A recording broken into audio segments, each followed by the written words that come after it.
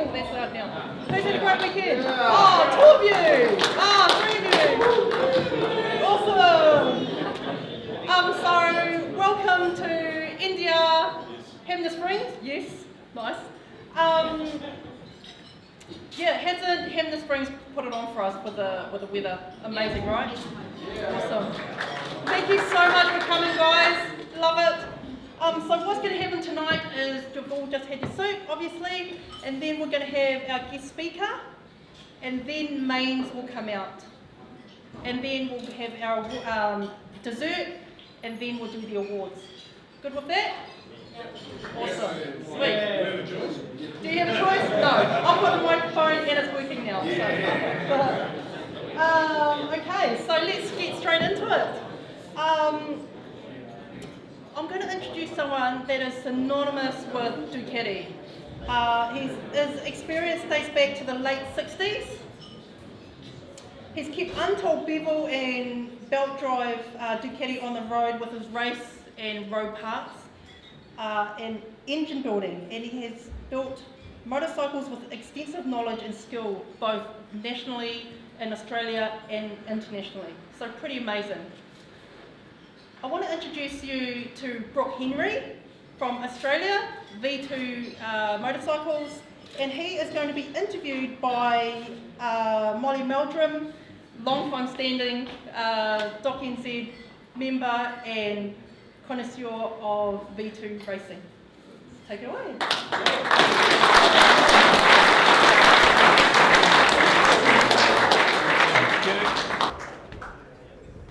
Molly Meldrum. Molly Meldrum indeed. Now I'm sorry you're going to have to listen to me a bit tonight. Hopefully you'll get to listen to more of Brook, and that's my ultimate plan. So give us a minute. Oh, you got that thing organised? Yeah. Uh-huh. So, Mr. Brook Henry, welcome to NDR. Oh, water. And thank you very much for coming over. We know it's a hell of a commitment coming all the way from Nanip. Thanks, Molly. And thanks for having me. Thanks for inviting me. It's a pleasure to be here, and hopefully we can entertain you for a bit. Hopefully. Yeah, I'm hoping so. Right, Mr. Henry, I think it's fair to say you've been around Ducati for quite a while. Your experience, in my mind, dates back to the 60s in Continental Motorcycles in Cambridge with the brothers Chris and Tim. Would you like to elaborate on that? Yep. My two brothers were the first. Is it working? It's going. Yeah. My two brothers were the first importers and distributors for Ducati motorcycles in New Zealand, and that started. They actually started with Nortons and Dunstall stuff, but they eventually went to. They were looking for something. They were looking for something different. It's okay. I think we're back in action. So.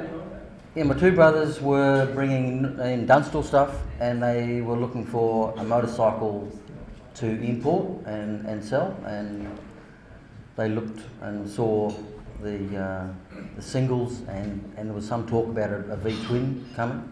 So they contacted the factory, and the long and the short of it was that they secured the importership for Ducati motorcycles. And I remember the first batch of motorcycles that arrived were Ducati singles, which I was still at school. I got my licence when I was 15, as you do here, or you did, I don't know if you do now. You did? But so I think I was probably, I don't know, 14 or so, maybe 13. And these bikes arrived, and I helped my brothers assemble them, and they all got distributed and sold, and I don't think one of them did more than 100 kilometres or 100 miles, and it blew the big end to bits. And 12 months later, we were still talking to the factory about getting some new bits for them, and they'd refund money and all sorts of things. And it really didn't get much better from then on for quite some time. But and then we got V-twins, which the first lot of V-twins came with 750 GTs, and I only found out an hour ago that Jeremy over here on our table actually owns one of the first bikes that came into the country, and it was my brother's bike, but it was also our demo, and that's it there. That's Jeremy's bike, which got sold to a guy at where I did my apprenticeship, and then Jeremy bought it off him, Ian McKinnon, which is pretty amazing really, pretty amazing coincidence. So where I was up to, I was they started distributing Ducati motorcycles and set up dealers New Zealand wide, and then all the sports came, more GTs. I remember unpacking the 4 green trains that we bought in, which were just another motorbike at the time. Unfortunately, I didn't grab one and put it in my garage, leave it in the box. That would have been better than buying a house, but I didn't. So there you go. You better give me that. You better help the because mic. that doesn't work. So when it came to leaving school, did you want to join the business? I did. We'll need that. I did want to join the business, and I'd spent probably 4 years. I was 2 years before I got my licence, and 2 years after I got my licence at school, spending all my time at the workshop, and I mean that's all I did in my spare time and other time as well. But my parents wouldn't let me join the business unless I had an apprenticeship, so I went off and looked for an apprenticeship, and I found a thing called a tool making apprenticeship, and I wondered whether you made screwdrivers and spanners, but I soon discovered that wasn't the case. So I got this tool making apprenticeship in Hamilton at Plastic Products, and I was there for 5 years. It was a 10,000 contract, and I learned probably everything I know about engineering. I pretty well learned in those years at Plastic Products. That apprenticeship was quite amazing. You don't see apprenticeships like that these days. They, being a New Zealand company, they never bought a thing. They manufactured everything from their injection moulders to their granulators to their blow moulders and their rotor moulders. Everything they did, they manufactured the machine to make the part, and then they made the tool to go in the machine. So we did hydraulics, we did air, we did, you name it, we did it. So that set me up for pretty well anything that I wanted to do, unbeknown to me at the time, but it really set me up quite amazing. So your family were obviously complete petrol heads. So what else did we get up to? Oops, yeah, it's a bit bent. Shop delivery bike. That's the shop delivery bike. What's going on here? Well, there's another photo.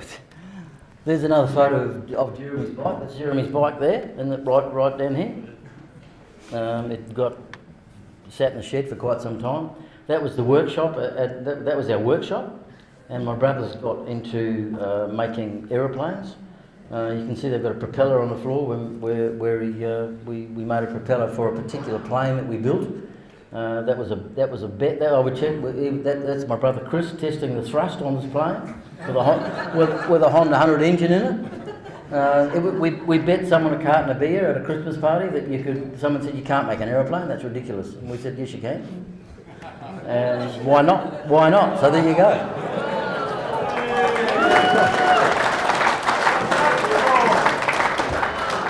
So that's a replica of a 1912 Curtiss biplane, and it actually ended up on television. It was on the front page of the Waikato Times, and it went on the television news. They come out and filmed it, and 2 days later, we had the aviation department said, "Would you like to donate that aeroplane to the Museum of Technology and Transport in Auckland, or would you like to go to jail?" So that plane, as it is there, it was hung up in the museum, the Auckland Museum of aviation for many years, many years. So what happened next to Brook Henry? He did his apprenticeship. Did my apprenticeship. Then what? I did my apprenticeship and still spent a lot of time at the workshop. I really had two jobs. I was learning all sorts of things there, and I was using that knowledge in the business, in their business, and they were production racing motorcycles, standard motorcycles, of course, mostly.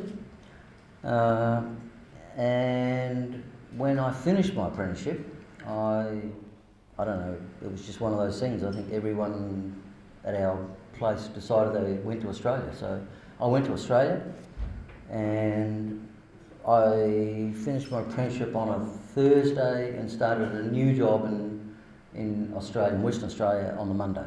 And this is when I started to realise that the training that I'd had was seriously a lot better than most. And I started this toolmaking apprenticeship, and I was only there, I don't know, half a day. And I'm thinking, when are they going to start doing work, or when are they going to start doing toolmaking or whatever? And it never happened. And they, like the New Zealand training and the New Zealand industry is just miles ahead of anything that I saw over the next 10 years, which is quite incredible, really. Yeah, it is awesome. So I spent a few years there in this business, and then I travelled to Europe, and because I'd had contact with the factory in New Zealand with my brothers, I went to the factory. I couldn't work there, although I tried to. I couldn't work there because of visa issues. They wanted me to work there, but there was major visa issues, so I didn't work there. But I did work in my trade as a toolmaker in London. Worked at Smith's Industries, where Donald Campbell's Bluebird was made, which I didn't even know at the time what it was, but it was there, which is pretty amazing. There's open wheeler. And then I came back to Australia. I bought a lot of machinery in England, came back to Australia and basically set up, well, one other crazy thing that happened, or disappointing thing. I had a big camper van in England, and I decided I was going to go to the Isle of Man. This is 1978. I was going to go to the Isle of Man, and I rang them up, get my camper van on the boat, on the ferry. Couldn't fit it on. I said, well, I'm not going. So I didn't go. And I do regret that. a little bit. I don't know really how that happened, but believe me, it did happen. And so I only went to the Isle of Man for the first time when we released our Aylward bike 2 years ago, and that was the first time I went with his bike, with the bike that we made. But when he won that race, I could have easily been there, and I wasn't. But anyway, there you go. So I think back to you, mate. Yeah, but gutting to miss out on the 78 Isle of Man. It's probably the second most significant event in the history of Ducati. But never mind, you've made up for it since. So you came back from the UK and set up Brook Engineering. Yep, I did. I came back to Perth, dragged all my personal belongings out of storage, including a 750 Sport that I'd bought in Perth and used as a commuter, and it actually blew a big end before I went away, and I just put it into storage. I didn't worry about fixing it, and so I came back. I came back to start a business, engineering business, because that's really what I expected I was going to do. I was going to do a bit of work on bikes and stuff, but money my own stuff, and so I got the business going, and I started with a guy called David Webster. So it was Brook Engineering, Webster and Brook. David went into school teaching soon after that. He decided he didn't want to be in business. So I kept going with it, and I thought, well, I've got to fix this Sport. So I dragged it out and went down to the local dealer and said I want a new big end from his Sport. And he told me how much it was, and I started running the other direction. I said, I don't think so, mate. And I just made one. So I made a big end for it, which was no big deal. and got it going and started riding it and went on a few runs with club guys and whatever, and people started hearing that or knowing that I'd made this big end or I got my bike going, and that was the start of V2 Australia. People started, can you make me one? Oh, my big end's blown, my 860? Yeah, no worries. So I made 3, I think, and then the next time I made 10, and I was making them in lots of 100 within a couple of years. That's the dead truth. Honestly, 100 at a time we're making, which is, yeah. When I think back, it's a strange thing, really. But anyway, that's how it went. And then I bought a gear cutting machine, and that business I channeled that business into doing Ducati parts, and I knew I wanted to race a Ducati, so I started playing around with racing them and making all the components that go in the engine, and it just grew and grew and grew from there over the next 25 years. So at some point, you came to New Zealand with a couple of race bikes. Well, this is the dyno you've made, by the way. That was my first dyno. That was my first dyno that I ever built. So you came to New Zealand, brought a couple of race bikes with you, and had a bit of a chat with Ken McIntosh, I understand? I did. At some point? I did. What came out of that? Molly, I bought a motorcycle to New Zealand to race. I think it was in about 89, I think, and it was one that I'd made. And Hugh Anderson rode it. And there are some photos of it later.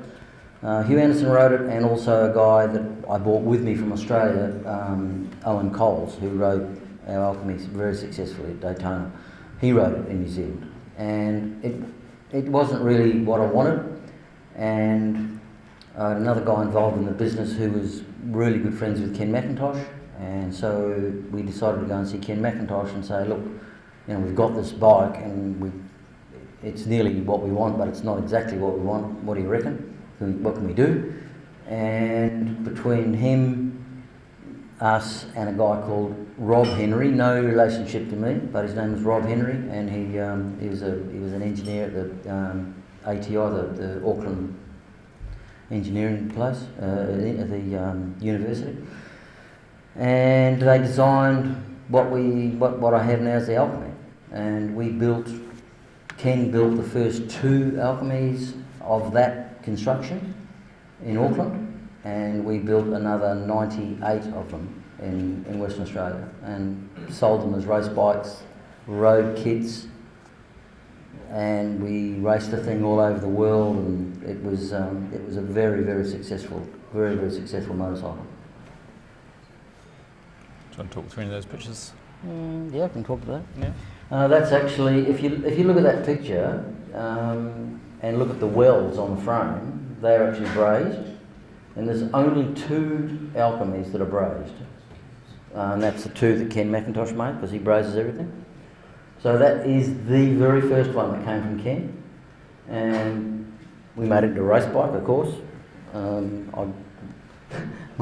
The guy helped me in the business at the time said, no, we've got to make that into a road bike and sell it and get some money back. I said, no, I don't think so, mate. So we did make a road bike, which that's the first road bike. But you see, that one's not brazed. That one's all TIG welded together. That we machined that all over, every single tube, which I've still got. I've still got all the tooling for that bike, every last bit of it. All the tooling to machine the tubes. They're all fly cut. They're all fly cut, so they all fit exactly right.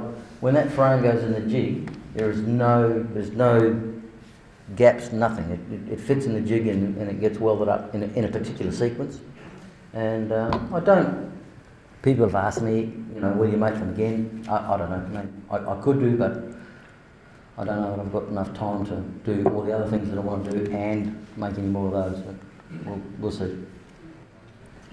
I actually don't know what that is. It's an Alchemy for sure. It's a race bike. It's a random picture I found. It's a random picture you found. Well, there you go. I mean, like I said, we sold the best part of 100 bikes. And, I mean, know a lot of them, but I certainly don't know them all. And that's, I mean, we're only, it doesn't sound like a lot, I know, but it's a lot. It's a lot for a small company. We know where one is. Yeah. Right, so after the Alchemy, appeared in a couple of magazines. Street Bike actually gave one away many years ago after they built one. Mm-hmm. Another bike Another bike. came to fruition. Yeah. Talk us through the Squallow. Okay, so the Squallow was the second bike that we did after the Alchemy, and that was a joint venture with Over Racing in Japan. To start that off, I built a 900 SS, like a 97 belt drive engine, and hot rodded it. You put Cobra ignition on it and whatever. And I took it to Japan, and Over Racing and V2 did a joint venture bike in a race up there, and we were really happy with the frame, and it was a good race meeting. And the chap that we saw sitting there is the guy that's designed all my bodywork on all my bikes except the Alchemy that was done by an amateur, but that's what it was then. So John came over from England. I got him out, and he made all the bodywork for the Squallow. He also did another bike later on called the Super Squallow, and he basically, pretty amazing when you see those guys doing what they do, because that's what he's a professional motorcycle designer. And I mean, he gets a block of foam, carves it with a carving knife, and to go from a square block of foam to the shapes of that you see, that is like 4 hours work, and he does it all by hand. And then once that's done, then you start covering it with clay and making exactly how you want it. But quite incredible to see it eventuate in such a short time. One of the things Brook did for me on this trip was actually bring this bike with him Yeah, I did. on the plane. The frame and tank and seat is now sitting at my house. Thanks, Brook. You've got to get it going yet. Yeah, give it time. So, Squallow, Super Squallow, Super Squallow. Yeah, okay. some supercharged madness. So I sold the business to a company called ATG, which is Australian Technology, Group, and they were a company that were just a corporate mob that bought companies that they thought they could do something with, and they came along and wanted to buy it. So I said, "Yep, that's good." That was February 2005. And I stayed with them, that was part of the deal, for a couple of years. And they also owned a company called Sprintex Superchargers, which is actually a Irish company, or Scottish, either Irish or Scottish, can't remember. And that went to Australia many years ago. And these guys also owned that. And they used my machine shop. We had a lot of CNC machines, and we were producing a lot of stuff, and they needed that gear to develop their supercharger. So they bought V2, they made a supercharger kit for a V-Rod, and they made a supercharger kit for a Testostrata, which all those bikes that we used were 999Ss. And you know, they were typically a corporate mob that didn't understand motorcycles, and definitely didn't understand Ducati and Ducati people. And there was only ever 2 of those made. There was only ever 2 made. That particular bike is right at the moment sitting in my workshop, but it actually belongs to Alan Cathcart. They gave the bike to Alan Cathcart, and it's been in my shop for some time, but it's on its way back there next week. And so I got out of the business completely and moved 3 hours south of Perth to a property that I bought, and I was doing my own thing with Ducati motorcycles, just working on my own stuff. And I worked for a winery actually. I was a maintenance manager in a winery for about 4 years, and then some things changed. So what did change, Brook? Yeah, well, You had a dream somewhere along the way? yeah. It's interesting. I think about it now, and I mean, really, you talk about a wheel turning. I mean, when I started the business, when it was Brook, the reason I started that business is because I'd spent all that time with my brothers, and I'd done this engineering and this engineering or toolmaking apprenticeship with engineering, and I wanted to build my own engine, and I wanted to build it based around a round case Ducati because I loved them so much, and they were a great engine, and basically they are a really good design from an engineering point of view. They're a brilliant design. They're narrow. They got their primary balance is good and perfect. So they had some really good things, but the things are really complicated, and I reckoned I could make them better. So, but I never did it. The business grew so fast, and I had 25 people working for me, and CNC machines running flat out, and trying to sort out distributors and whatever. And then these guys come along and bought it. So I never ever really did it. I played around with making all sorts of stuff for my own race bikes, but I never made my own engine. And in the time that I semi-retired, I heard about someone who had been involved with the factory as a toolmaker, as a patent maker, or as a patent maker, toolmaker, and he was involved with making the original patents for the engine that Ducati used for endurance racing, and it was the last version of the bevel drive engine, and they'd fixed a heap of problems with it, and they made it for the NCR guys in their workshop to go endurance racing, and through some other coincidences, it's the engine that Hayward used in 1978 to win the Ironman. And I heard that this guy had these patents, and I thought, that's not possible. But I went and had a look, and sure enough, he had the patents. And he also had all the drawings, all the factory drawings, everything. Like, I'm talking probably 100 full-size drawings. And I thought, well, if I could get this guy to make me 5 sets of castings, I could do my engines. And so I asked him to do it, and he just looked at me and said, mate, he's an old Italian guy, and he said, no, there's no way I'm doing that, I'm too old. Why don't you buy the whole lot and do it yourself? And I nearly fell over backwards. I mean, I didn't even think for 1 minute that we'd want to sell them. I asked him to see if he could get some castings done for me in the meantime, which he did. So I went there, got the drawings, I've got all the patents, I bought the castings that I'd paid for, and I bought some other machinery when I was in England, some more CNC stuff, and I shipped it all in a container back to Nana. And around about the same time, these guys that had bought the business rang me and said, we decided that we made a mistake in buying the business and we shouldn't have bought it. And I said, well, I could have told you that, but that's all right. And we want to get rid of it, and they wanted the room on the workshop floor because they were doing something else. And I said, well, so I bought it for a lot less than what I sold it for, and I married the two together. I thought, well, if I can get the two and join them together, you know what? I might even get back. The wheel might turn, and I might get back to square one and make my engine, and that's what happened. So I managed to put it all together and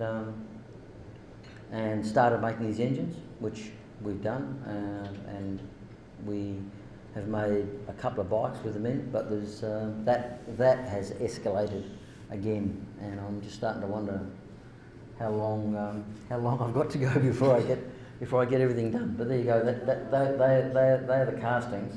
I have the castings actually cast in Melbourne, and I'm casting a lot of it in magnesium. I've even cast the cases in magnesium for my own use, not for sale because they won't last. But I want to build a magnesium engine like a Manx or a 7R, and I want to race it seriously, and it will be a serious race bike or race engine, hopefully in the next few years. Not too many years. So I'm just flicking through some of these photos if you want to talk to any of those. Yeah, well, these are just a lot of the stuff that came was stuff that they'd done for NCR, and the NCR heads and stuff they were nothing special. People think that NCR made 60-degree heads, and a normal bevel driver's got an 80-degree valve end included, and people think NCR did 60-degree heads, which is absolutely not the case. There's that much rubbish talked about. It's unbelievable. I mean, to make 60-degree heads, you've got to make new rockers, you've got to make everything new, and they didn't have the facility to make new camshafts, totally different, and they just did not have the facility to do that. And the only time the factory went to 60-degree heads is when they built a Panther, which was 60-degree heads. Yes, lots of people did fit those to muck around and fit all the internals including me, to a bevel drive, which made them 60-degree heads, but NCR never did it. The engine is the engine that Harewood used, which was this spin-on oil filter engine, is different in many ways, mostly because it's narrow. It's got a very, very narrow sump, and if you go back to that other engine, you'll see they narrowed the sump so that they could bring the exhaust pipes along the bottom and have them not scrape, and the thing holds a lot less oil, but you don't need 5 litres of oil in an engine that size. And they put this full flow oil filter on.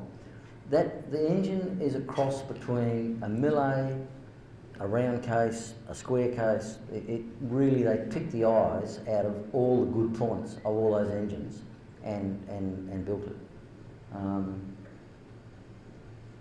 I don't know where you want to go. I'll let you go a bit. I think I'll tell them why they. You talked enough, have you? Yeah, I talked enough. Yeah.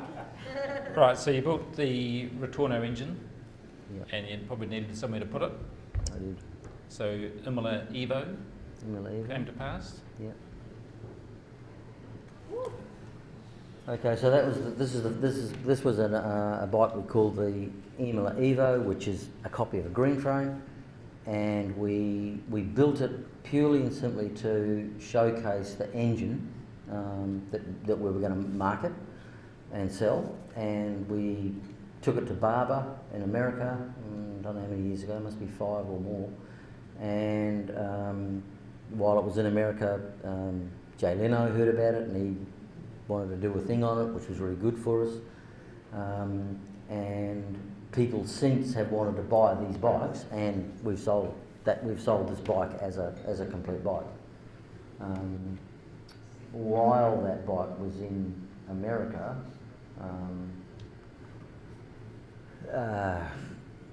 we had it on display somewhere, and we were talking about building another bike, and we thought, well, we've done the Evo with this engine. Why don't we do a Hailwood? Because we own the right, because we've got the right engine. Every single Hailwood that was built from the factory, 7,000 of them, never had the right engine in it, because when Hailwood won the island in '78, the factory said they were going to build some bikes to commemorate his win. So Steve Wynn and Mike went to the factory. They were going to do 200 bikes, and they went to put it, and the engineers and NCR were really pleased because they were going to see this engine go into production, because it never was in production. They'd only made like 20 engines out of the patents, and they hadn't made production patents. But now that they were going to make the bike, they thought that they were going to do it.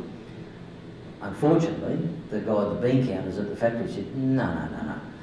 We're not making no new patents. We've got this other engine on the drawing board, and if you want to make a Hailwood, you're going to stick that square case in there, and that's it. That's what you get. So this engine never went to production, which is why the patents laid dormant for so long, and the guy that worked on the patents retired, but he knew they were there, and he actually went and got them and made one engine, which a friend of mine happened to see, and that's how I discovered them.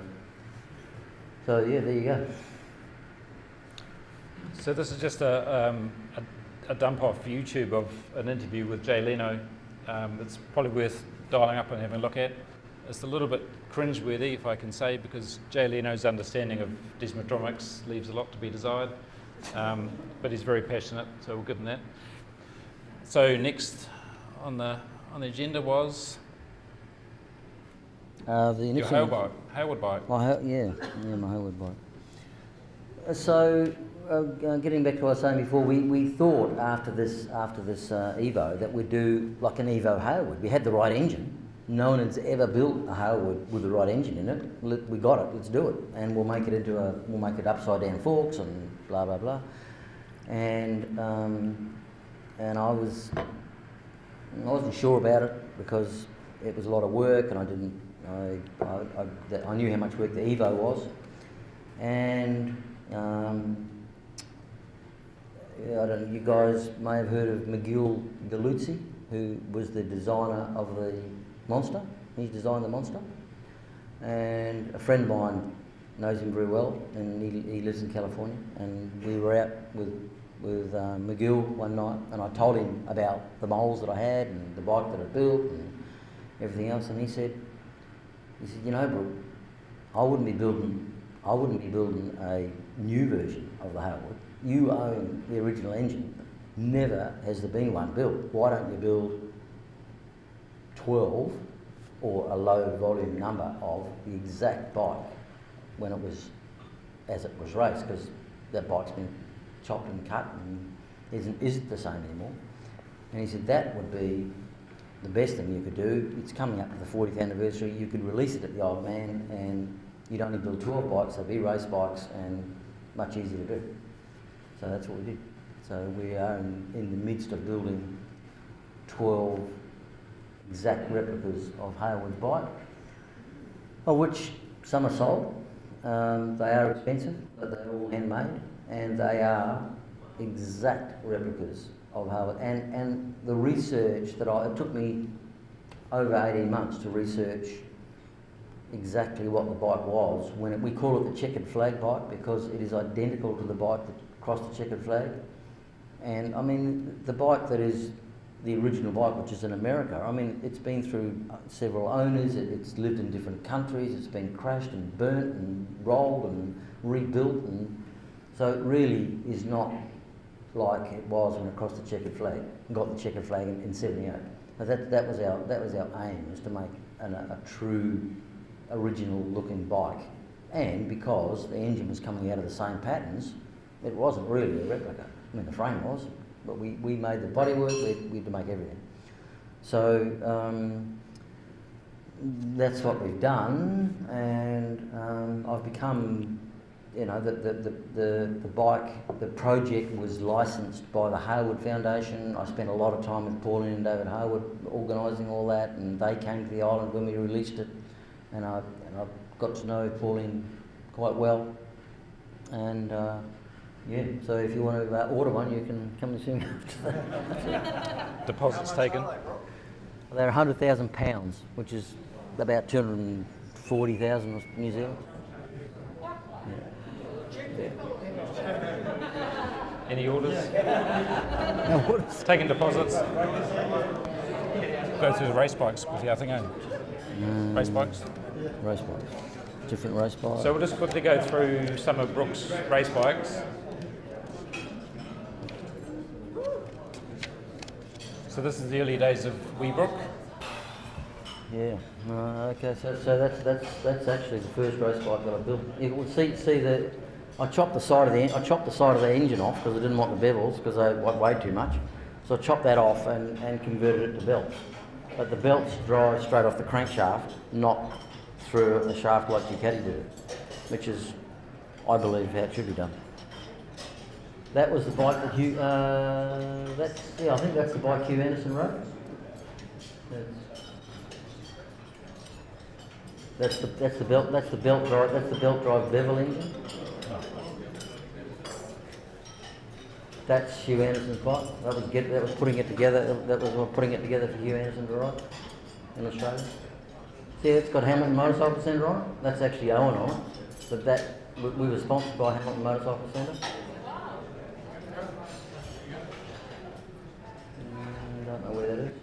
That's my Alchemy.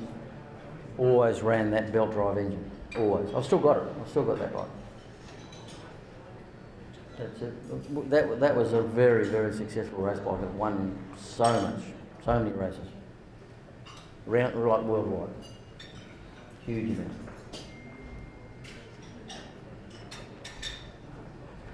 That was when I decided to go do post-classic racing. So we made, that's basically a replica of Paul Smart's bike with a round case in it, but it's been, it's got all our internals in it. We made the frame for it, and incredibly light.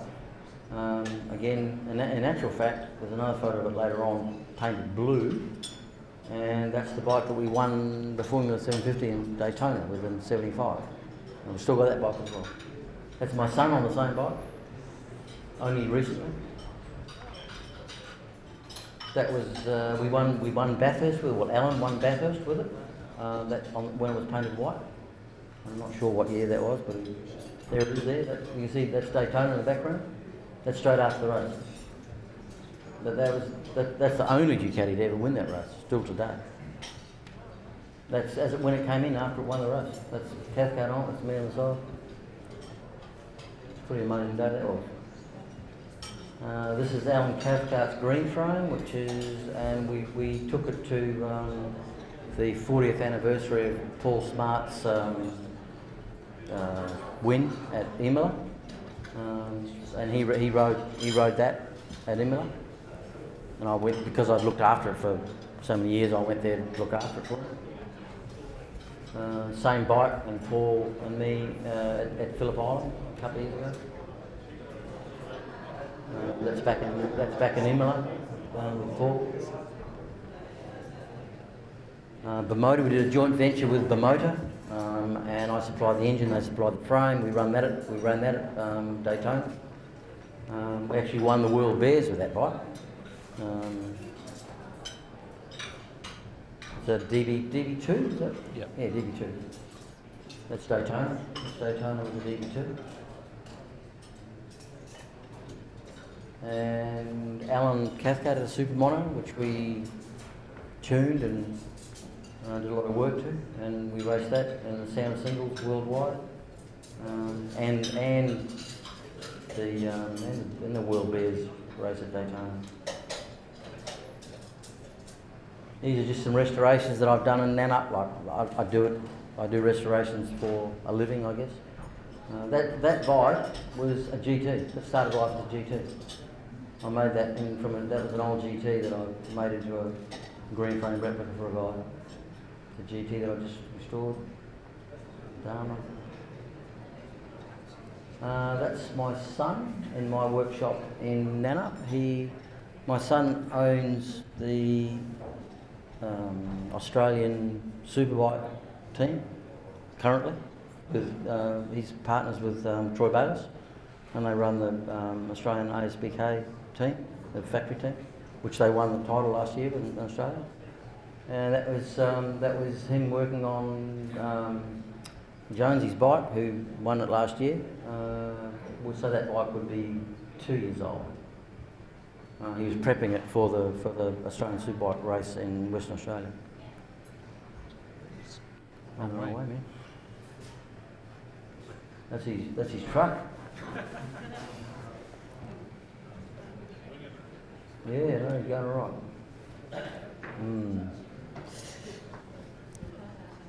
right. Yeah, well, what's next? I'm not sure, really. There's, I don't know, some of you guys may have heard that there's noise being made. In fact, it's been announced that Eric Bana is making a Halewood movie. And Pauline's known about it a little bit longer than most people, because she was, they approached Pauline to do it. She actually knew about it when we went to the Isle of Man and released the bike like 2 years ago, but she wasn't allowed to say anything.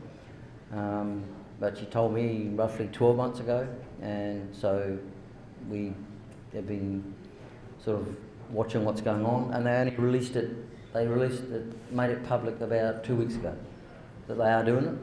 And they do want to use the replicas that we're making, and so I'm not quite sure where that's going to go, but it'll can't be bad for the bike, and it can't be bad for V2, and I'm really looking forward to it. So we'll be doing that. They're going to. The Isle of Man board have announced it last weekend that it's happening, and I'm not sure when they're going to do the filming, but you know, those films aren't something that happen overnight, so it'll be in the next couple of years, I would imagine, before it actually sees light of day. But it is happening, and yeah, they'll be using the bikes that we built, which is good, very good.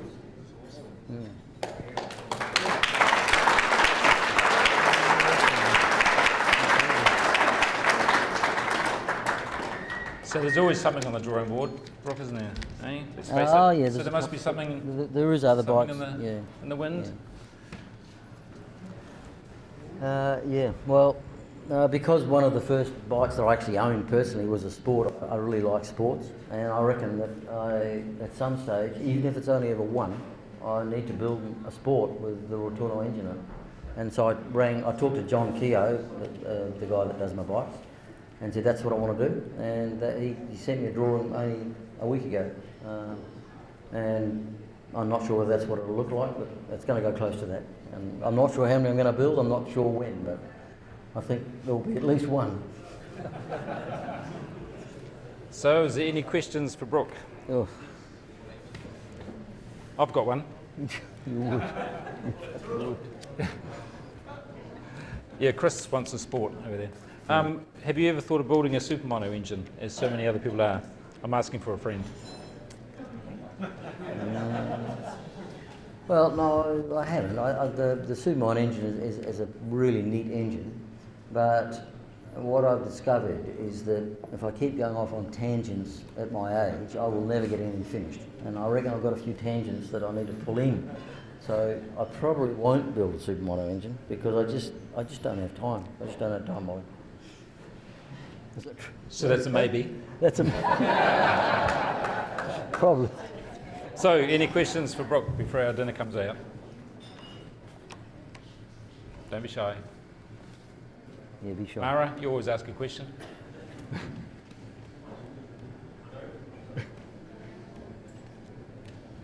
But thank you, Brook.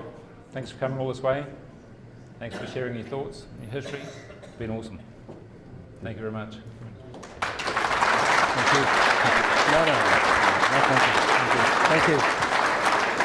Amazing. Thank you so much, Brook, for coming all this way, and love hearing your story, and can't wait to see what's next. My pleasure. Amazing. Thank you. Thank you so much. Okay.